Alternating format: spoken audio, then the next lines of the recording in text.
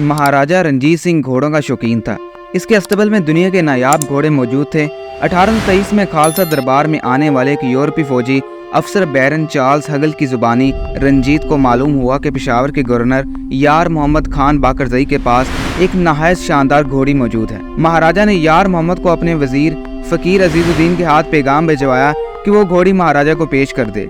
सुल्तान room और Shah Iran भी घोड़ी के असूल के ख्वाहिशमंद थे। यार मोहम्मद ने फ़कीर अजीजुद्दीन के सामने किसी घोड़ी की मौजूदगी से साफ इनकार कर दिया। ताहम महाराजा के दिल से घोड़ी का ख्याल किसी लम्हे महव न हो पाया। वो इसे हासिल करने के लिए बेचैन था। चनाचा उसने घोड़ी की तलाश के लिए मुखबर रवाना कर दिए। इन मुखबरों के जरिए महाराजा को घोड़ी की मौजूदगी की इतला मिली। इतला पाकर रंजीत सिंह ने 1826 में अपने एक बहादुर जर्नैल बुद्ध सिंह संथानवालिया को घोड़ी पर कब्जे के लिए कसीर फौज के हमरा पेशावर रवाना कर दिया। हुक्म था कि कुछ भी हो जाए घोड़ी हर कीमत पर सिख दरबार में पहुंचनी चाहिए। इस मौका पर एक खौफनाक जंग हुई जिसमें हजारों अफराद मारे गए। हालात को देखते हुए यार मोहम्मद ने एक बार फिर पैंतरा बदला और जान छुड़ाने के लिए कह दिया कि उसके पास कभी ऐसी एक घोड़ी मौजूद थी, मगर अब वो मर चुकी है।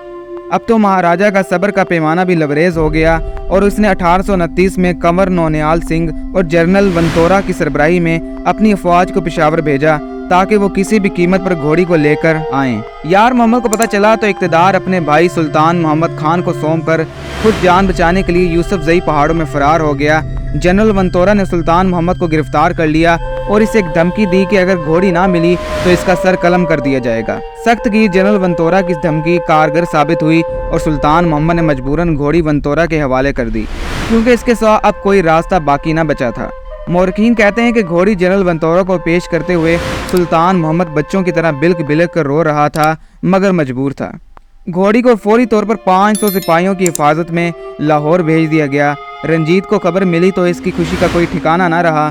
फौरी तौर पर घोड़ी के इस्तकबाल की तैयारियां शुरू हो गईं। बादामी बाग और किले के इर्द गिर्द इलाके के रास्तों को साफ किया गया।